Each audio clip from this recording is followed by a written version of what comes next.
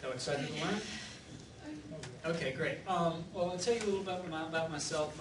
My name is Brock Adams. I teach comp over at the Spartanburg campus. Dr. Prince and the Greenville campus have asked me to do these workshops basically to kind of give you guys a crash course in some of the basics of professional writing. As teachers, we see the same errors again and again, whether it be with understanding what people are reading, or with technical errors, or with citations and stuff like that. And so what I've tried to do is figure out how in 3 hours to get as much of that information as possible across to you guys. Not 3 hours tonight. We're only doing 1 hour tonight. But the one that we're going to be working on tonight is focusing a bit on technical difficulties, is what I call it. It's the kind of nitpicky errors, commas, punctuation marks, wordiness, the kind of problems that you run into again and again, and they're kind of hard to fix until you understand what you're doing wrong. So we're actually going to start off tonight with a little pop quiz. You guys probably didn't know you were going to have to do that, but it's not going to be graded, unless Tim really wants to grade them. So basically, I'll hand these out to you. They just have 10 problems in these 2 paragraphs. So what I want you to do is just look through them and just circle what you think the 10 problems are. You can take the 10. Yes, I took it last time. Thank you, ma'am. Now remember, it might not necessarily all be grammatical or punctuation. Just anything in there that you think there's something that could be improved, something wrong, something that you see as problematic. Now, I deliberately made 10 problems. I hope there's not actually 11. And I'll put it up here, too, if you're interested in looking up and seeing it.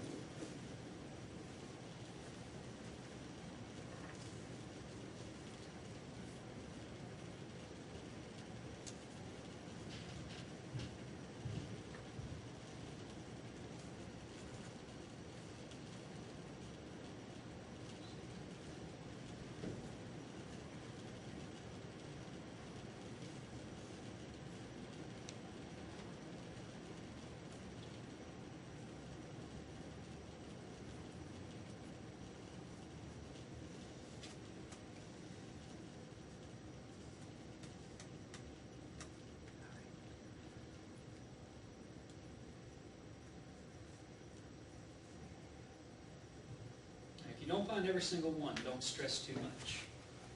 You'll understand them all by the end of the hour.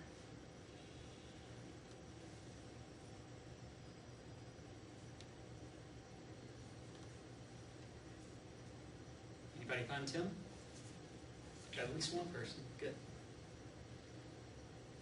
Give y'all another minute.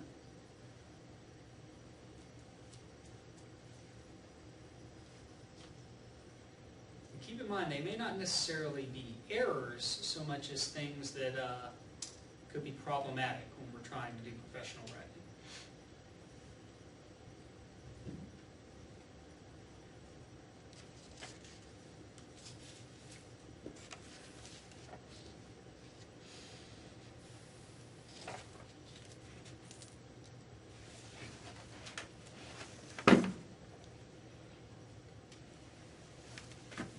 All right, let's go ahead and start talking about them. Basically, I've divided the errors or the problems in this section into 2 categories. The first one we're going to work with is what I'm calling technical difficulties. It has to do with punctuation, mechanics, and grammar. They're really the proofreading level kind of stuff.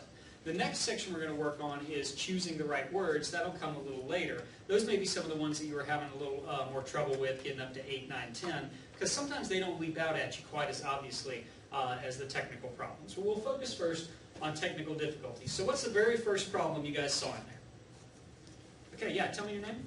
Jim. Jim, yes. 4 should be F-O-U-R. Okay, good point. Yeah, the very first problem that I see in there is I have taught English for the past number 4 years. Now, I see this all the time, especially among my freshman students. I think maybe it's because they text all the time. I mean, sometimes they use for to mean F-O-R, for.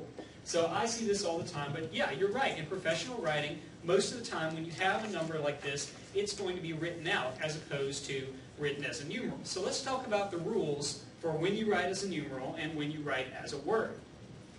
Now, these rules are based on APA format. That's what you guys said you used, right? Okay, great. We'll talk about APA format, and we'll also just mention briefly what MLA format does for their rules as well. First of all, if you have a number that's 10 or above, it's going to be written out as a numeral. So whether it's 14 or 124, you write out any number 10 or above as a numeral. If you have a number that's coming right before a measurement, so the thing is 6 inches long, we have a 3 milligram dose. If it comes right before a unit of measurement, you always write it out in numeric form. Another case you might do it is when you're using the number in any kind of mathematical statement. So if you're multiplying something by 5, dividing something by 6, the ratio 6 to 1, you're going to be using the numeral again rather than using the actual words. And if you think about it, it would look funny to say a ratio of SIX colon ONE. That would look funny. So yeah, we use numerals in this instance as well. Lastly, if it's something that you pretty much always see in numeric form, you're going to keep it in numeric form as you do your writing. So you'll pretty much never see a date written out as words, unless maybe it's like a wedding invitation or something where they're trying to be really fancy. But you almost always see the date written in numerals. Money, almost always in numerals. Times, stuff like that. If it's something that's always written in numerals, go ahead and keep it in numerals in your paper as well. You end up writing the number out as a word if the number is smaller than 10. So Jim pointed out our example. We had the number 4. Well, it's smaller than 10, so we go ahead and we write it out as a word. 3 students, 4 years, whatever we have. You also want to write it out as a word if it appears at the beginning of a sentence. Now, this is where we have kind of the exception. 35 normally would be written out as a numeral. But because we have it at the beginning of the sentence, it just looks kind of funny to put that 35 there at the very beginning of a sentence. So you actually write it out as a word. Now, what would you do if you had a huge number at the beginning of the sentence? What if you had 1,615,000? What would you do in that situation? You don't put it at the first of the sentence. Yeah, exactly right. If you put it at the beginning of the sentence, well, you run into a problem. We can't start a sentence with a numeral, but we don't want to write a number that giant out in words, 1 million, however many thousand. So yeah, we would just rephrase it.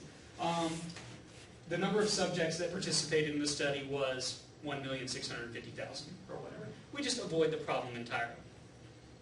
Also, if you end up with a common fraction, 1/2, 2/3, 3/4, something like that, you can write that out in word form. If you end up with something like 6/15, or I guess that would actually be 2/5, if you end up with 6/23, you would write that down in numeral form. Common fractions you can write out in word form.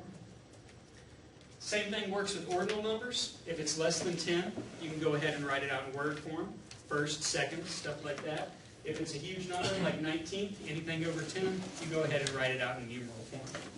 Now, if you find yourself in a class where you're doing MLA format, the rules are going to be slightly different. Now, don't ask me why every format has to change things, why we have 5 or 6 different formats. It's probably just to try and confuse you and sell handbooks. But basically, remember, MLA format, slightly different rules. It has less to do with how big the number actually is, and more to do with how many words it takes you to write out this number in word form. So, if it can be written out in 2 or fewer words in MLA format, you write it out. So even if it's a huge number, like 7 billion, you still write it out, because 7 billion only takes 2 words.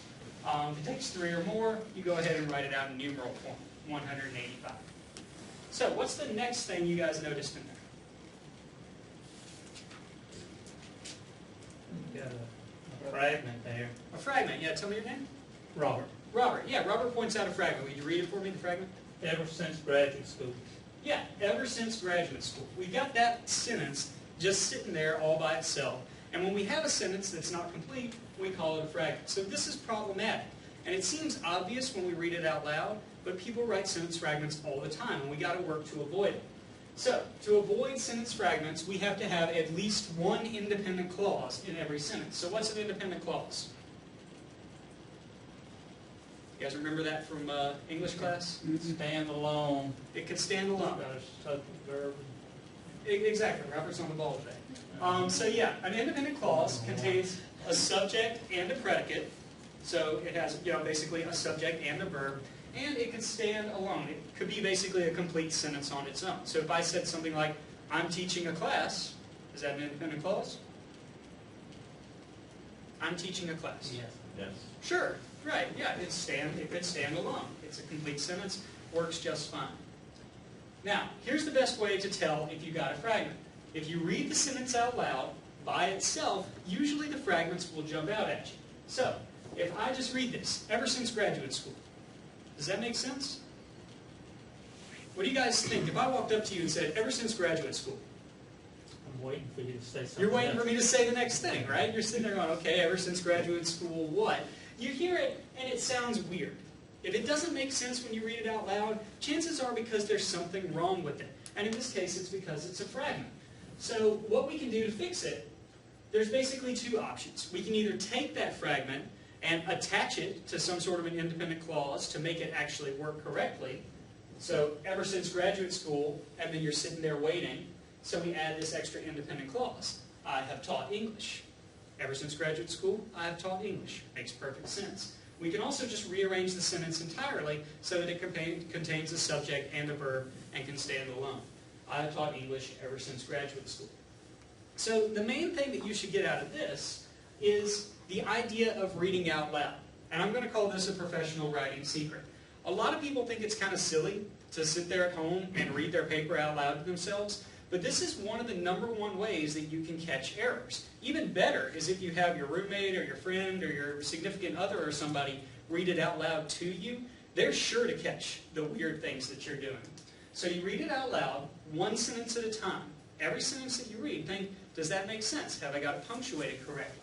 A lot of the errors that may not jump out at you as you're reading over it silently will just jump right off the page when you start reading it out loud. So, the next problem. I hope I didn't just give it away. What's the next problem? Colon thing should be a semicolon or vice versa. I can't remember what they're called, but it's wrong. Yeah. I'm giving it away a little bit by putting that up there. But yeah, this one is a semicolon. And Jim, you're saying you think it should be a colon. No, okay, I got you now. Semicolon. Yeah, a semicolon is when you have the apostrophe or the comma with the dot on top of it. Regular colon is 2 dots. But yeah, you're right. In that particular instance, a semicolon is not correct, and a colon would be correct. So we'll talk about colon rules first, and then in a few minutes we'll talk about semicolon rules. But yeah, I'm glad that you guys were able to spot that that's not the correct use of it. So, semicolons have 2 uses. Basically, you use semicolons either to join 2 independent clauses, or when you have a list within a list, basically. Items in a series that already contain commas. Now, we'll deal with these in just a few minutes, so don't worry too much about these for right now. If you don't have a semicolon, or if you're not using a semicolon for one of those 2 reasons, chances are you need some other punctuation mark. Oftentimes, that punctuation mark is going to be a colon or a comma. In this case, it's going to be a colon. So the colon is kind of a tricky punctuation mark. We'll do our best to understand how we use this thing. For me, it's really one of the things that it's hard for me to explain how to use it. I know how to use it, and I can always spot it when it's wrong, but a lot of people have trouble with it. So here's the best definition I've found. Use a colon between an independent introductory clause, meaning a clause that can stand alone, and a phrase that expands on the previous thought. So we got the independent introductory clause. A good teacher must possess 3 key attributes. That could just stand by itself, right? But now we're getting ready to expand on it. We're getting ready to say, here's those 3 attributes. Patience, creativity, and motivation. By opening with that introductory clause and then expanding on it, we put ourselves in a situation where we need to use a colon. It's almost the way I think of it as like, the first part of your sentence says, hey, here comes something you need to pay attention to, colon, here's the things you need to pay attention to. So again, like I said, it's kind of tricky to learn the exact reasons that you would use it, but it's the kind of thing that once you get it down, you'll never mess it up again. Do you have a question, Tim? Yeah, just a style question there. Okay. Why not just say a good teacher must possess patience, creativity, and motivation? And you absolutely could. Yeah, there would be nothing whatsoever wrong with it. And this is actually something that I recommend sometimes. I call this the Porky Pig method. You guys remember Porky Pig? So like he's trying to say a word, like he's trying to say intelligent. He goes, "You're really smart." You know, he can't spit the word out, so he just picks an easier way to do it, right? Well, your teacher is never going to know if you sat here and struggled trying to figure out the right way to do something or the wrong way to do something. So let's say you're going to write this sentence, and you can't for the life of you remember the colon rules, and can't figure out, should I put a colon here or not? Well, you could just rephrase it. Do the Porky Pig method, say that is too hard, I'm going to pick an easier way to do it, and write it the way that Tim just said. A good teacher must possess patience, creativity, and motivation. He'll never know. He'll just read a good sentence. So you will have ended up better off in the long run. Now, in APA format, which most of you are using, I just want to point out that sometimes you have a complete sentence following a colon. You know, in this case, we just had a few things. In this case here, we have a complete sentence. In APA format, you go ahead and capitalize that sentence as though it were standing alone. So you see, we end up with, "I live my life by this simple philosophy," colon, you get out what you put in. Now, in MLA format, you don't capitalize it. Again, I don't know why we have to have two different rules for two different formats, but just keep that in mind when you're using APA format. And again, if it's too confusing to use colons, Porky Pig it, do it the easier way. All right, next thing. I keep giving them away. What's the next thing? Students. Mm-hmm. Tell me your name. Ellen. Ellen. And what was wrong with students? Has a partially S, but it just needs to be plural. Exactly. Students. Right now, what is it saying? What is that word right there saying?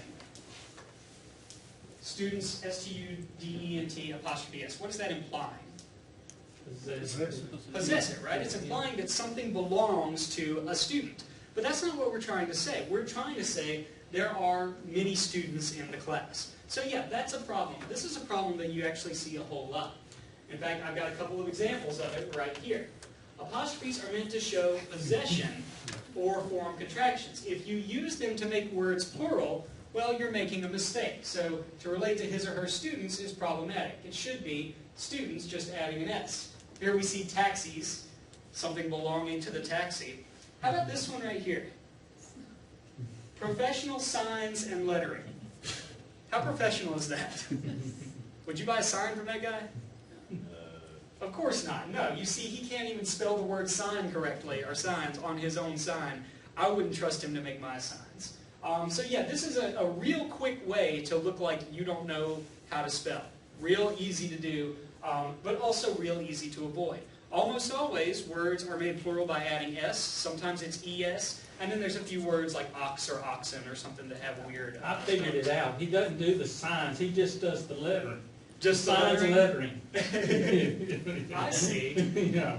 The You'd have to lettering- take the "and" off. The lettering belongs to the sign? Yeah, that's One of my right. students earlier, they said maybe his name is Sign. Sign Maybe his name is is Mr. professional Sign, lettering. so he owns it.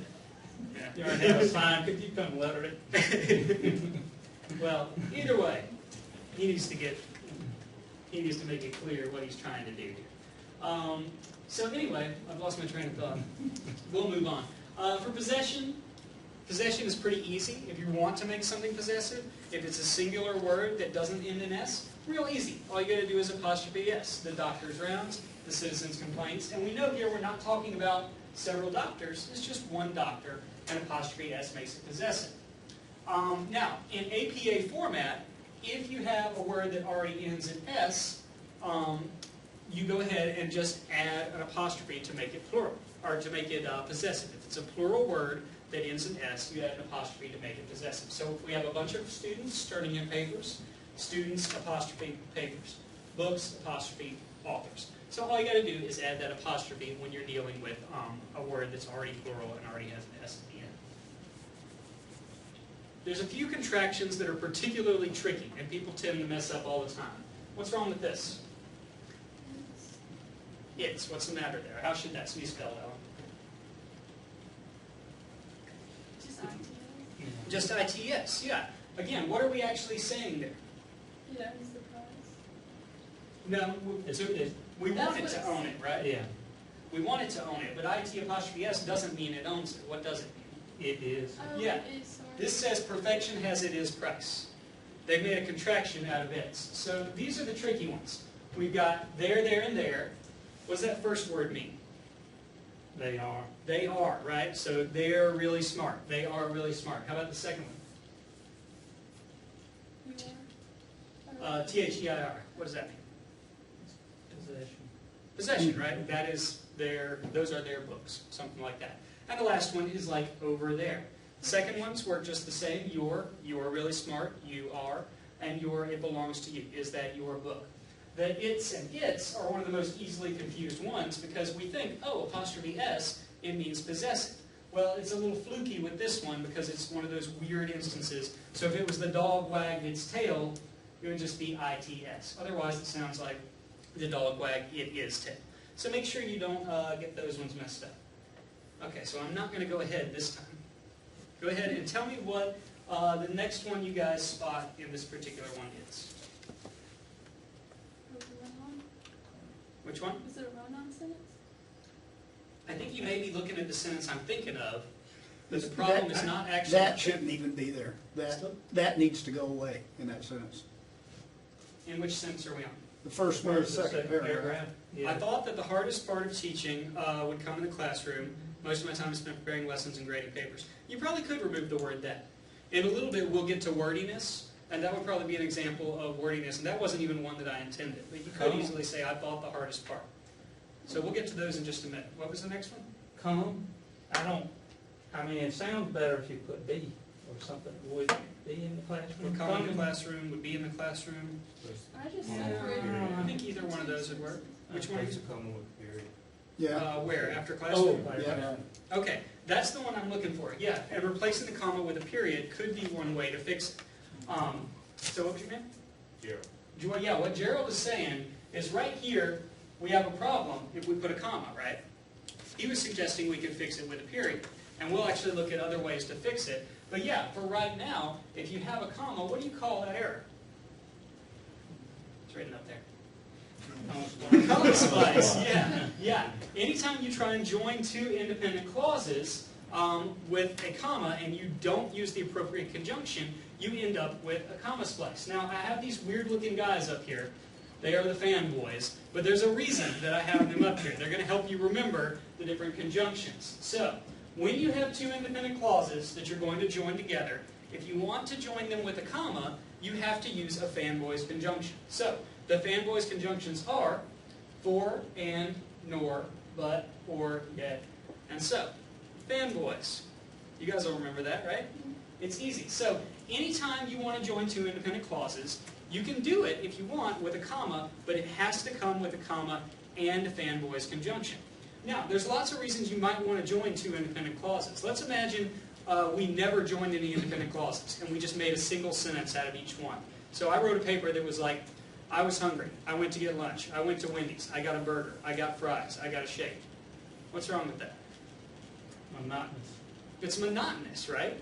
It's tedious to read, it's boring, it sounds choppy. It's really not the most professional way to write. What you want, it sounds kind of like something you write in third grade, like those See Dick Run, Run Dick Run books. It sounds kind of like that. You want to avoid that and vary your sentences a little more. Professional writing usually involves a mix of shorter sentences and more complex ones. So joining two independent clauses with fanboys conjunction and a comma gives us a slightly more complex sentence. So if we want to fix the problem, we've got our first independent clause. I thought that the hardest part of teaching would come in the classroom. And we've got our second independent clause. Most of my time is spent preparing lessons and grading papers. Now, like Gerald said, if we wanted to make two sentences out of it, that would be perfectly fine. We could put a period after classroom, and that may be what you want to do. But if you want to make it a more complex sentence, how can we join these two? Which conjunction will we use? But. But, right? Yeah, so it would end up looking like, I thought the hardest part of teaching would come in the classroom, but most of my time is spent preparing lessons and grading papers. So now we got a nice, big, complex sentence that's still grammatically correct. Now, this can easily lend itself to two problems. We have to make sure we avoid both of those. We already mentioned the comma splice. So, if you use the two fanboys conjunctions to join two independent clauses, you have to have the comma. If you don't have a comma, you end up with a run-on sentence. So, if we ended up with something like, I needed to work on my paper, so I went home early, where would we need a comma? Before so, right? We've got two independent clauses. I needed to work on my paper, I went home early, and we're connecting them with that fanboys conjunction. But when we don't have the comma, it just becomes a run-on. It's like you're trying to spit too much out in one breath. Now, if you do the opposite problem, you have the comma, but you forget the fanboys conjunction, that's when you get the comma spliced, like we had in the original document we were looking at. So you got to make sure that you do both. You can't have one without the other. What's the next problem you guys see? Unnecessary comma. Yeah. After I have a little card here that tells me when the thing is, and so not to go forward, but I keep forgetting to look at it. So That shouldn't be after lessons. shouldn't be after lessons. Yeah, instead preparing lessons and grading papers. Exactly. So what we have, most of my time is spent preparing lessons, comma, and grading papers. Now this is another example of where you would probably notice the problem if you were reading out loud. If you read it and said, most of my time is spent preparing lessons and grading papers. That sounds weird, right? We don't naturally pause there, so it seems like we probably shouldn't have a comma. So let's take a look at the places that we should use commas and the places that we shouldn't. Because I find sometimes people just throw commas out there wherever they feel like it. We got to make sure there's reasons that we're using commas. So here are some of the reasons you might use one. To join two independent clauses with a fanboys, like we already talked about.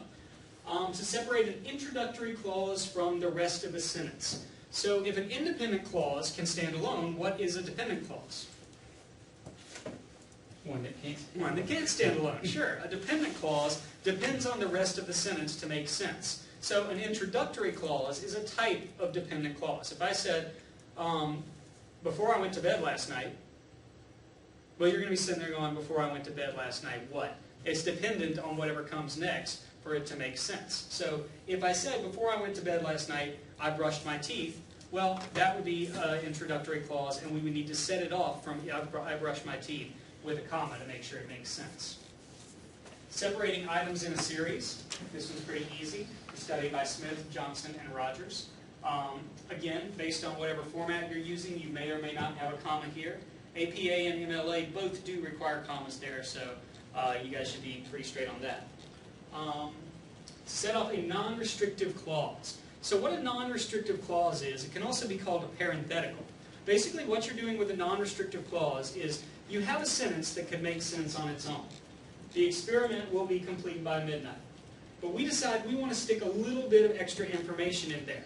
Well, we set off that information with commas. It could also be set off with em-dashes or parentheses based on how much distance you want to put between the extra information and the sentence. But if we're using commas, we open and close the clause with commas. So we end up with, the experiment, which began earlier this morning, will be complete by midnight. If you were to forget to put either of these commas in, it would become problematic. It would be grammatically incorrect. So if you want to put some non-restrictive elements into a sentence, make sure you open and close the parenthetical with commas. Does that make sense? Okay, great. And then also dates, locations, stuff like that. One thing you need to remember with dates is you not only put a comma between the day and the year, you also put a comma after the year. A lot of people forget to put that comma there.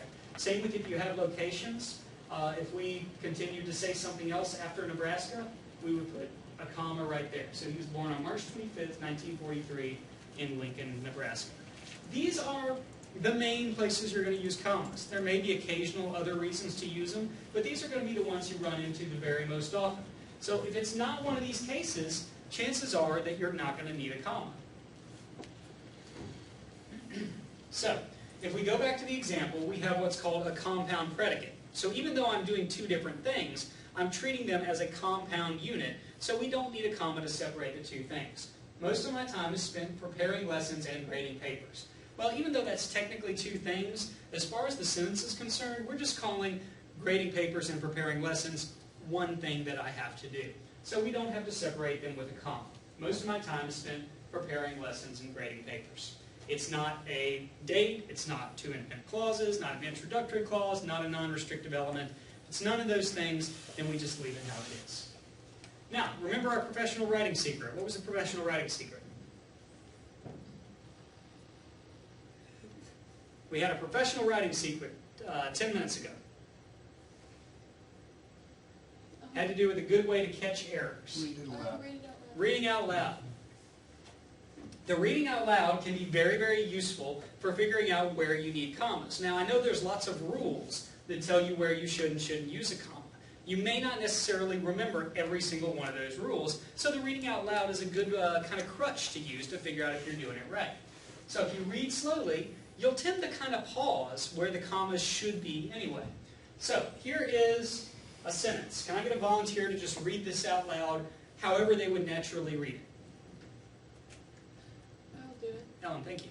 Barack Obama, America's first African-American president, took office on January 20, 2009. Yeah. Now, did you hear how the cadence of her voice caused there to be just a slight pause at certain places? She said, Barack Obama, America's first African-American president, took office on January 20th, 2009. When we read these things out loud, just because we've been speaking the language for a long time, we can't help but pause at the natural places. And sure enough, those natural places are exactly where we need commas. We have some non-restricted elements in there that have to be set off in parenthetical format. We also have the comma between the day and the year. So knowing the rules can answer the question for you, but also just reading it out loud, you might catch them, might figure out where you need them. And again, if you're reading out loud and find yourself pausing at a part that feels weird because you put a comma there that shouldn't be, well, you should go, ooh, this doesn't sound like I need a comma. Let me get this one out of here. Okay, so we got one more technical problem before we start dealing with problems that have to do with the words. So what's the last technical problem you see? A problem that has to do with punctuation or mechanics, stuff like that. That semicolon before and. Yes, the very last semicolon in the paragraph is incorrect. Right now we have, despite the hard work, I defiantly, which we'll deal with in a minute, I defiantly find teaching to be a rewarding job, semicolon, and I wouldn't give it up for anything. That's a problem, and we'll talk about why it's a problem. So, we mentioned before, there's only 2 times that you use semicolons. We use them for joining independent clauses, and we use them for separating items in a series that already has commas. So I'll give you an example of each one of these things to make sure it makes sense. Now, if you want to join 2 independent clauses, remember we said an independent clause is a thought that can stand alone, you could do the comma and the fanboys conjunction method. But sometimes maybe the 2 clauses are so closely related that you want to use a punctuation mark that kind of indicates how close they are to one another. Sometimes you also maybe just want to change the sentence structure up, do something a little different. That could be a good time to use a semicolon. Now, if you do that, you don't need a fanboys. So we've got 2 independent clauses. I find teaching to be a rewarding job, and I wouldn't give it up for anything. So, if we want to join those 2 things with a semicolon, all we have to do is just stick them together. Boom. The semicolon is right there in the middle. We have an independent clause on either side. I find teaching to be a rewarding job. I wouldn't give it up for anything. Real easy. So basically, what you can think of the semicolon as is just kind of like glue. It is glue that joins 2 independent clauses together. Now, when you stick 2 things together with glue, you don't want to go sticking other things in there. You know, if you've got 2 pieces of wood and you're gluing them together, and you jam a conjunction in there, the 2 pieces of wood aren't going to stick. You just want wood, glue, wood. Well, same thing with the independent clauses. Independent clause, glue, independent clause. Just boom, now they're stuck together. No extra punctuation needed, no extra words needed. Real simple way to do it. Now, another time that you might use a semicolon is when you have a list within a list. This is mainly to avoid confusion, to make sure it's clear when somebody is reading your list exactly where one part of the list ends and one part of the list begins. So, here's a sentence. And this is incorrectly done right now, and we'll try and figure out why it's incorrectly done. The man went to the hardware store to buy nails, screws, and a hammer, the grocery store to buy grapes, bananas and apples, and the department store to buy a shirt. Now, if we just read this sentence, and there's no semicolons there, technically, what are we saying he buys at the hardware store? Everything. Everything, right? Not only is he buying nails, screws, and a hammer, he's also buying the grocery store. And he's also buying bananas, and he's also buying the department store. Well, that makes no sense at all. And, you know, because we have brains, we can figure out what the person is trying to say. But according to grammar, that's not what he's saying. He's saying you're wrong. So what we need is semicolons to separate the larger items in the list from the smaller parts of the list. So the big list is the man went to the hardware store, the grocery store, and the department store. But we're adding extra things, the little things that he does at each store. So we separate the larger parts with semicolons, the smaller parts with commas. Man went to the hardware store to buy nails, screws, and a hammer, semicolon, next part of the list. Grocery store to buy grapes, bananas, and apples, semicolon, and department store to buy a shirt. Okay, so that's basically all of the technical problems in there. Now remember, there are many, many other technical and proofreading level problems that you could come across. I just picked those ones because they tend to be the ones that I see the very most often, and I figure those are probably the ones that you guys are going to be making or coming across the very most often too. So if you can avoid those, that ought to knock out probably 2/3 or so of the problems that you're going to be making with any kind of writing that you're doing. So another thing that we want to worry about when we're doing professional writing is using appropriate language. You write a little bit differently when you're writing for a class than you do when you're just writing for fun or to write to one of your friends or something like that. So we need to make sure we're being as efficient as possible with the words and to make sure that we're always using the right words. So if we're talking about problems with wordiness and stuff like that, or any kind of language that would not be considered professional, what's the first problem we see? I myself. Yeah, exactly. Thank you, Jim. I myself personally spend up to 20 hours a week. So what's wrong with that? I and myself are the same thing. I and myself are the same thing, right? And personally.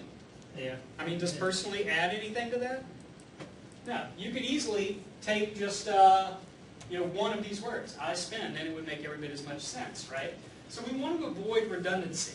If you say I myself personally, you're basically saying the same thing 3 times. So we want to make sure we don't do that. Your writing is going to be better if you're more efficient. You don't want to waste a lot of words trying to say a simple thing, especially in this class. This is like a technical writing kind of class, right? Yes. So especially with a class like this, you're going to want to be as efficient as possible. Make your point in as few words as possible so that you don't waste the reader's time, you don't confuse the reader, stuff like that.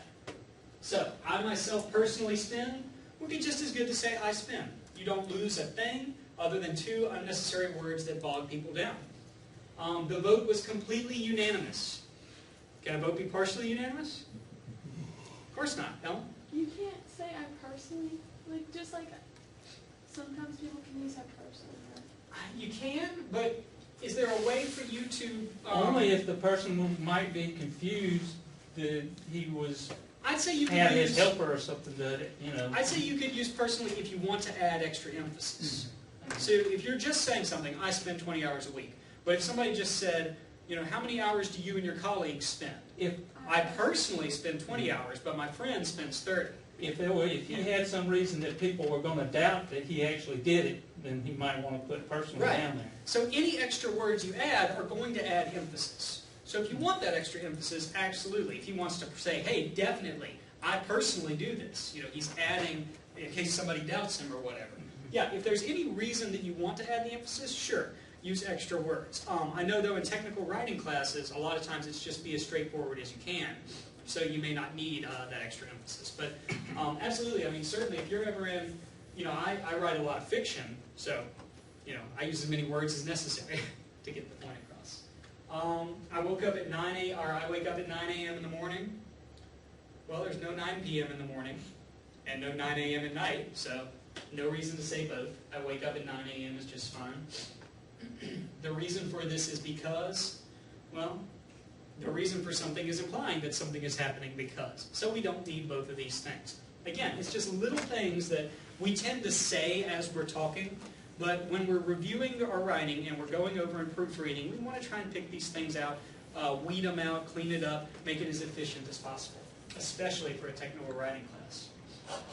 So that's redundancy. That's saying the same thing more than once. You can also have wordiness that's not necessarily repetitive, but still is inefficient. So unnecessary words, try to avoid them whenever possible. So, I proceeded to tell him. Well, proceeded to tell him just means I told him, right? That's kind of a little, I don't know if we call it a colloquialism or what. It's something that people say, but it's completely unnecessary words. The doctors gave them these drugs. Well, the doctors gave them drugs. Works just fine. Because of the fact that they were late, we could say because they were late. It means the exact same thing. It just adds a few extra words to say because of the fact that they were late. So we may say it that way, but these are the kind of things that can clean it up when it comes to writing, technical writing and stuff like that. A couple of side notes real quick. When it comes to professional writing, slang in general is not appropriate in professional writing. Every now and then you might have a case, if you're writing some dialogue or something like that, where it's okay. But in general, I mean, certainly I would think in a technical writing class, you're not going to be using slang. So, hey y'all would not be appropriate probably. Contractions, ain't, and y'all, it's pretty self-explanatory, but in general, you're not going to be using those kind of things in professional writing. Colloquialisms, saying things like a whole bunch instead of a lot, or saying, ooh, give me the write-up instead of give me the report. Those are just kind of things that we say casually when we're talking amongst our friends or colleagues. It's not the kind of things we say when we're writing.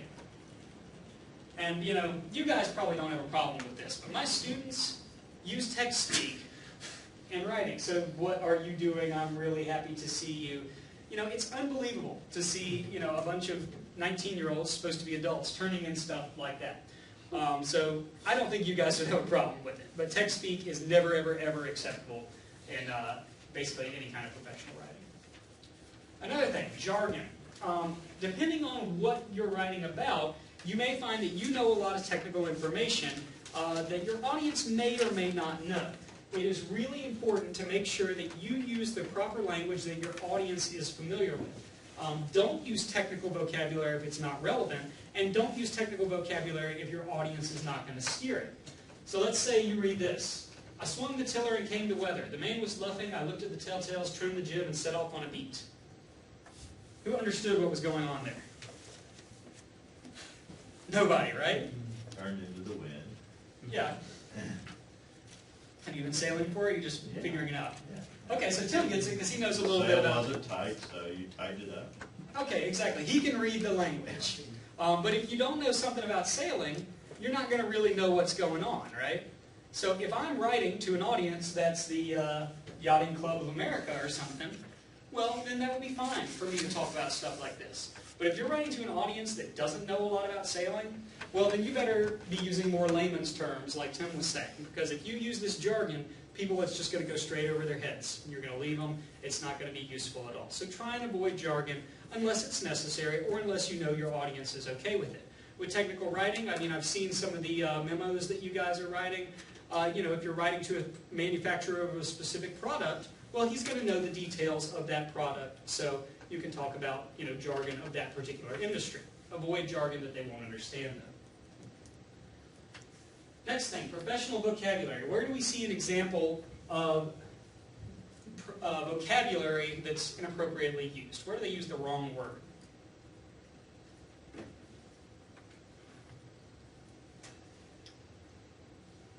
See an example in there where they picked a word that doesn't really work. Defiantly? Well, defiantly, yeah. We'll talk about that one next. External, right. So, Gerald, read me that sentence with external. Right, just down to 20 hours a week working external class. Yeah, I spend 20 hours a week working external of class. What do you think he means to say there? Outside. Outside. Now, here's how this happens.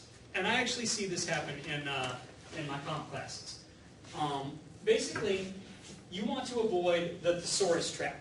That's what I call this. Have you guys ever gone to Microsoft Word, right-clicked on a word, looked at that list, and said, ooh, let me pick which one I want? Yeah, Jim's nodding. A lot of us do this, right? And there's nothing wrong with doing that, as long as you really think about what the word you're choosing means and whether or not it's really going to fit in the sentence that you're writing. So professional vocabulary does not mean picking the biggest, fanciest word out of the thesaurus list. Professional vocabulary means picking the exact right word for the situation. Now, we're really fortunate, speaking English, that we have just tons and tons of words to choose from. We might have 10 synonyms for a particular word. So we can pick the exact one that has the exact shade of meaning that we're looking for. But we need to make sure we know really well what the word we're choosing means. So you have to read it to make sure it makes sense. So, if we're trying to pick the right word, think of all the different words that you could say just to mean something simple, like big. So, if we got big, you could pick large, huge, giant, monstrous, colossal, enormous, titanic, gigantic, grand, gargantuan, you know, who knows how many other ones. Humongous. Any other ones I left off of there? Ginormous? I think ginormous is technically a word now. They added it to the dictionary. So yeah, we can have tons and tons of words, but each one means something slightly different. So let's say I've got a friend named Bob, and Bob drives a big car. What kind of car does Bob drive? What do you picture if I say, oh, Bob drives a big car? Huge. Yukon.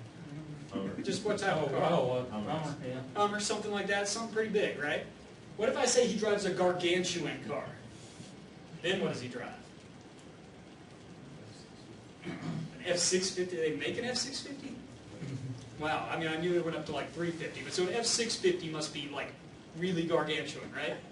Yeah, so if I said, oh, my friend Bob, he's got a big car, and I went outside and he had an F-650, well, you're going to kind of go like, whoa, big, that's an understatement, right? But if I say, oh, Bob, he's got this gargantuan car, and we go outside and it's an Explorer, well, we're going to go, you know, I don't know, that's not exactly gargantuan. So the words have different meanings. Now, we have to also be careful, because here we have grand as an example of a word that means big. Well, what does it mean if we drive a grand car?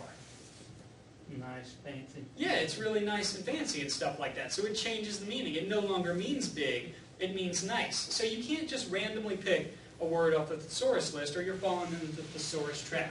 You have to pick the right word for a particular situation. So you check that it makes sense. You read it back to yourself, read it out loud. I spend up to 20 hours a week working external of class. Well, we read that and no human being would say that. It sounds like a computer saying it or something. That sounds really weird as soon as you say it out loud. So we know, okay, it should be I spend up to 20 hours a week working outside of class. Well, is that the right word for the situation? We can look at the other synonyms, working exterior of class, working outer surface of class, outer of class. You know, none of those other ones make any sense at all. So even though outside is a simple word, when we might be tempted to say, ooh, that's not fancy enough, well, it doesn't matter if it's fancy. All that matters is if it's right. And outside is exactly the right word for the situation. So, the last one. Somebody pointed it out. What was the other word that didn't fit? Defiantly. Defiantly, right. I defiantly find teaching to be a rewarding job. What's he trying to say? Definitely, right? I see this all the time. My students are always defiantly agreeing with things. I defiantly agree. And you know, for a long time I was like, why? Why are they so defiant when they agree?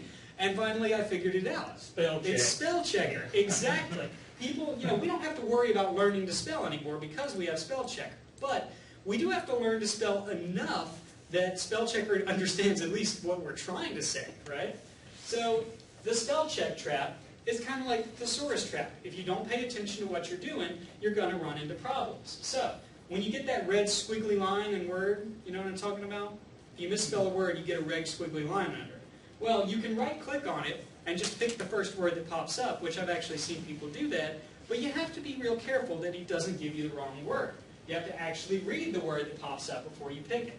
So, they've probably updated this for Word 2010. But in Word 2007, you get a squiggly line under Obama. It says, I watched President Obama's speech, and it tells you misspelled it. If you do the autocorrect, what does it give you? What would you think?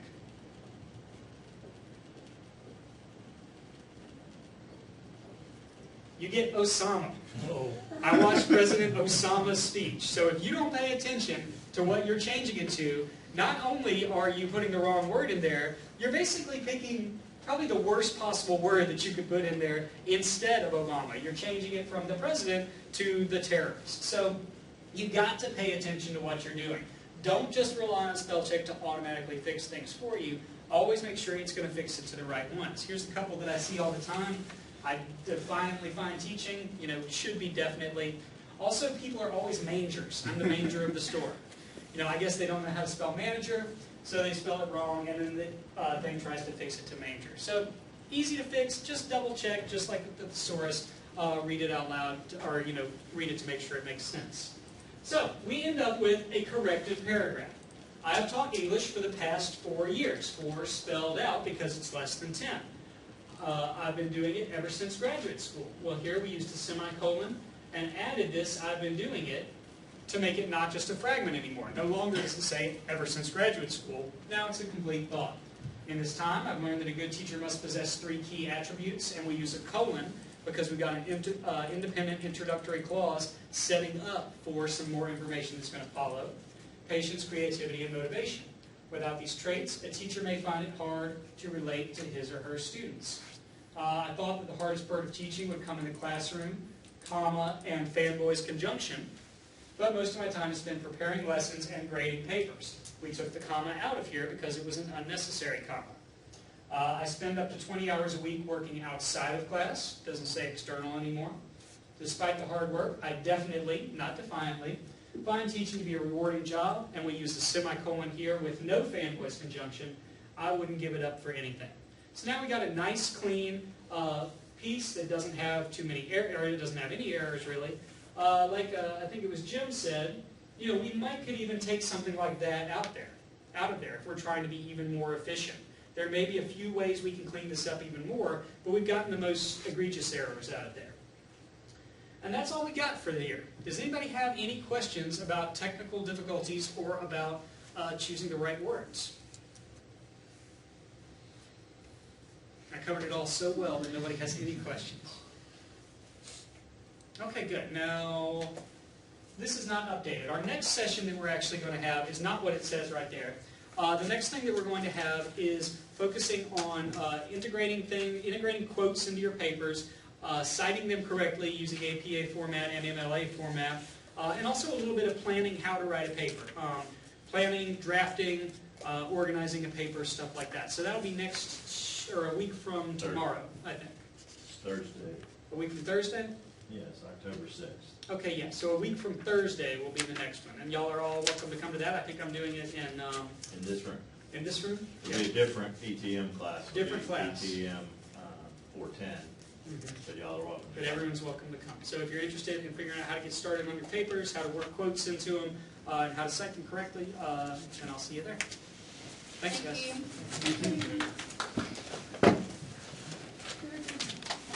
Yeah, you were much better than last So ETM will break.